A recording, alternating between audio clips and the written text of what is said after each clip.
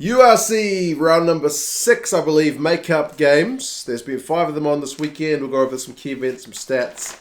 You guys can let me know your thoughts on the games that were this weekend just gone. Welcome back, South African teams, to the whiteboard. The jerseys, they've been gathering dust too long. It's a good moment for me to be able to put these ones back up. It's been kind of my own fault for not being able to find a way to watch the South African games with the frustrating broadcast situation of the URC over here in New Zealand.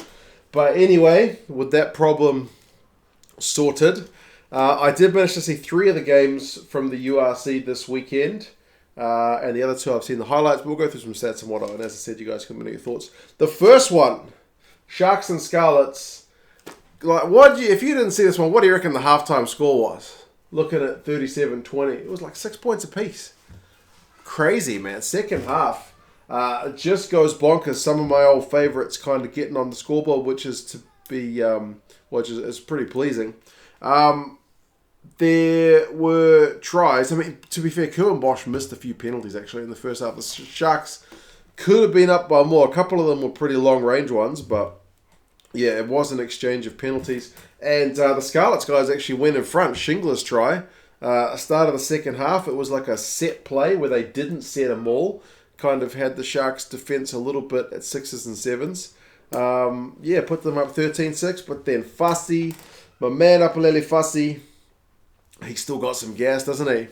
Really pleasing to see. It was like the sneaky dink kick from Hendrickse, the halfback. Like, it was like a fake or no-look kick. It was, I think the commentators described it as a no-look kick. Yeah, it was, had some wheels, man. So 13 points apiece. Kerwin Bosch's one was pretty fortuitous, like with Kolisi and the charge down, and Bosch just happened to be right place, right time. But you put yourself in that position to pounce, and he does. And then the maul try led to the yellow card and a penalty try on 73. Game was pretty much over by that point, and I will say though, you got to give credit to the Scarlets guys for scoring one through Steph Evans on, like, was it 75? They showed some fight, but the Sharks weren't done because they wanted that bonus point, and they got it well past the 80-minute mark through Marius Lowe on 87 minutes. So, yeah, kind of a crazy game. Second half really exploded in terms of the try scoring, but Scarlets, I thought, gave a pretty decent account of themselves, especially when you look at the depth that's in that Shark side, like fringe Springboks, current Springboks. Like, I know Lukanyu Arm's not with the squad at the moment because he's over in Japan, but still, it's a pretty strong looking Sharks team. Fussy finishes with 113 run meters, 3 clean breaks and 7 defenders beaten. I mean, Steph Evans, 87 run meters, 2 clean breaks, and defender beaten is also a pretty good shift. Defenders beaten total of 29-15 to the Sharks. Possession is with the Sharks. Territory, interestingly, with the Scarlets, clean breaks 4 apiece. But ultimately, bonus point win for the Sharks at home. Happy days. They had to work for it, but they got it in the end. The Sharks are now 6 wins, 4 losses, and a draw in the URC. The Scarlets are 4-6, so that elusive kind of even record is just not quite there. So, crazy game, but certainly a bit of fun. The next one, the Bulls and Munster. I mean, game of 2 halves once again. Like, what do you reckon the halftime score is? It's all Bulls in the first half. Halftime score is 26-3. 26-3. It's quite a comeback from the Munstermen in the second half. The Bulls can only manage 2 tries, but the boot of Smith kind of keeps the scoreboard ticking over. I mean, they exchanged penalties early, 3-0, 3-3, 6-3. Munster were denied a maul try by the TMO, and then Madosh Tambwe, goodness gracious, that guy's got some wheels as well, doesn't he? He is lightning. Made it 16-3. Munster had a yellow card for a no-arms tackle, and then the Bulls punished them pretty much straight away through Steenkamp Bay. So, yeah, the Bulls were pretty dominant in that first half. I think they could have even had another one, right, where Arendse had like a line break, but then fluffed not making a pass to... It's like a 2-on-1. He didn't pass it, and they ended up dropping the ball. So 26-3 at halftime. Bulls were maybe a little bit lucky not to get yellow card of their own, and Forster had a bit of a a high tackle, but yeah, they managed to stay 15 men on the field. But Munster, close range try on 54 minutes. Dealende got a wee bit of a lucky one where nobody forced it in goal, and he's the first man to touch the ball down, so that kind of brought it back to game on. And Bismarck du Plessis with a bonkers red card. Was it O'Donoghue that he picked up and kind of dumped? That was just... He'd only just come on. That was just... Wow, man, how are you going to be doing that? That was crazy. And then O'Donoghue actually got the final try, so it was kind of game on at the end. Mornay Stain had missed a long penalty, but yeah, weird game. 29-24. Game of two halves. Cliche is correct in this instance. I mean, run meters 448 to 256, clean break 7-2, defenders beaten 31-9. If you're a Bulls fan, you're probably wondering how come this game was only 5 points in it, to be fair. But yeah, I guess that's just sometimes the way the games play out. Tumbwe, 122 run meters, 4 clean breaks, 13 defenders beaten is just crazy. To get into double figures on defenders beaten is nuts. Jean-Claude for Munster, 14 from 14 tackles. Bulls tackling percentage is 92%, which is pretty bloody high. 110 tackles for them. Munster's 80% is actually pretty low.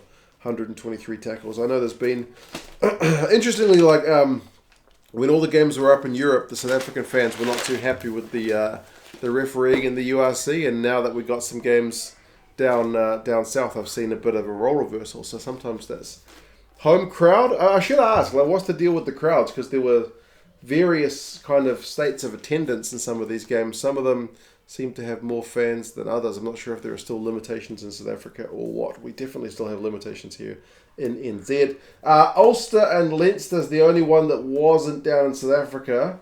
Didn't see this one in full, only saw the highlights. I keep going on game of two halves. Virtually all the points are scored in the first half. 18-10 half-time, 18-13 full-time. So it seems like there's nothing much doing in the second half. For a bit of an arm wrestle. I mean, Sam Carter got Ulster over early, and then Deegan got one back for Leinster from close range. The try of the match is probably the Lowry one, because Balakoon's offload's pretty slick. They did have to look at it a few times seemingly to check that it wasn't forward, but they ended up giving it. So yeah, 18-10 at half-time. And it seemed like pretty wet conditions, to be fair, so that maybe also limited some of the scoring. But then, yeah, just one penalty to Leinster in the second half, and then there's essentially nothing doing. So, yeah, that's a good battle, because it was a top-of-the-table clash between these two teams. Yeah, and Ulster get the job done at home. Seems like a pretty good crowd for like two sides quite depleted with Six Nations absentees. Yeah, really good crowd up in Belfast. So Lowry, 111 run meters, 2 clean breaks, 4 defenders beaten, quite a shift. Deegan gets a try, 12 from 12 tackles. But yeah, close game. Ulster are 10-3, Leinster are 10-3. Nothing much separating them. It's a pity Marty Moore didn't get that first try that Sam Carter got. Marty Moore got so close, but just didn't get it. That would have made my day, but not quite to be. The other two, the Lions and Cardiff, who kept getting called the Blues by the South African commentary team, which if I read social media correctly, I know Cardiff fans won't be too impressed by. But I guess old habits die hard, especially when the South African commentators are probably more used to watching my Blues, so they're used to kind of team names like that. That shouting outside is not angry Cardiff fans, that's my children playing outside, because, yeah, it's kind of late afternoon. Goodness gracious me, my daughter's got a voice on it, isn't she? 37-20, the Lions have got their jersey on because they hadn't had a win for quite some time, but they managed to get one, and their signing, Edwil van der Merwe, ended up getting a couple. He's been a pretty good acquisition, hasn't he? I don't think he gets man of the match. I think Chituka gets man of the match. He gets the bonus point try for them at the end. But, I mean, the Lions, a cracking start. Van Berg got over the try within a couple minutes. To be fair, Cardiff replied. It was a bit of kind of tit for tat, 7-0, 7-3, 10-3, 10-6. I mean, it was good to see the Lions, though, back themselves. Like, eventually they had a chance to go for sticks, but they ended up setting the set piece, and that's what set old Edwil van der Merwe over for the first one. Just getting the ball out wide. So, really cracking stuff. I don't know. I just love seeing those elusive backs. I mean, the Stormers game has got more of it, but yeah, like Edwil van der Merwe and some of the other guys, just really really fun guys to watch. What can I say? It's been a long time since I've seen them. That being said, Cardiff have got some backs of their own. Summerhill got one on 31 minutes. That guy's got wheels as well, so it's not kind of exclusively just on that one side. Halftime score is 24-13. And then actually Cardiff score both their tries kind of either side of halftime. They're the last side to score in the first half, first side to score in the second half. So that brings it to 24-20, which is properly game on. But then as Cardiff are putting the pressure on in the second half, they end up getting a yellow card. And that kind of relieves the pressure on the Lions. They're able to get out of dodge. I forget what the yellow card was for. I've watched too much rugby over the weekend. Was that one I think it was a clean out. He's going in for a clean out. And one of the Lions guys sticks his head out. If that's the right moment I'm remembering. Correct me if I'm wrong. But they mitigate it down to being a yellow card, but it's still a yellow card. And the Lions are actually able to punish. Chituka Vincent gets over. That's the way it's Vincent Chituka. I don't know why I said it the other way around. Gets the bonus point right at the death of Timo to check it, but his fingertips are just controlling the ball or whatever it was. Check that he wasn't losing control of an on-field try, so they give it, 37-20. So it makes it look like it was a huge blowout, but it was kind of a 10-point game for quite some time with Cardiff knocking on the door for a wee while. So, I mean, the stats tell the story. Run meters 342 to 371, so pretty tight, right? Nothing much in it. Possession 52-48 to the Lions. Territory 58-42 to Cardiff. So there's not a heck of a lot separating the sides there. Lions more of those stats in the first half. Cardiff more of those stats in the second half. Lions tackling percentage 89% with 116 tackles is solid as a rock. 84% for Cardiff at 128. Also pretty good, but just not quite as good. Van der Merwe, like I mentioned, 53 yard meters, a clean break and 4 defenders beaten. Turnbull on the defensive shift, 16 from 17 tackles is not bad. But there you go. The Lions are 3-8, so still a losing record for them. Cardiff 4-5. I still swear they've played fewer games than anybody else. Most disrupted of all the URC schedules, I would say. But everyone's been affected one way or the other. The last one, I didn't watch this one. I'd seen the score, and I was like, I'm not watching that. But maybe I should have. But I think the highlights are probably a perfect one to watch because there's no contest here. The Stormers 55-7. That's a hiding and a half. You wait till you hear some of these stats because they are just bonkers. The Stormers get tries through Libok, gets one quickly. BULvMUN looks like he was playing 12, I think, in this game. He looks good. Zas, his stats are amazing. He gets 2 tries. Sanatla gets a hat-trick, including one at the death. One's like an intercept. Yeah, it's just crazy. And Intobeni gets a couple of close-range ones. Cronje gets one early second half from a little Kano Kana kind of dink through to at least get them on the scoreboard. They get a red card as well to Zebre, but it's late on in the game. It doesn't really make a difference.